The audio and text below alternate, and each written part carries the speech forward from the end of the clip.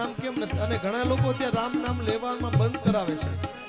બંધ કરો એમ કે રામનું નામ. એ પેલા હિરણ્યકશિપુ સમજવા, એને બીજા કોઈને સમજવા. અરે અમારો સત્ય સનાતન ધર્મ છે,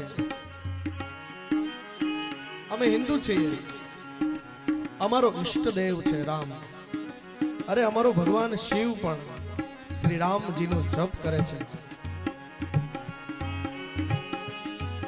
ત્રિકમ સાહેબ, બાણ સાહેબ, રવિ સાહેબ, આખી પરંપરા જો,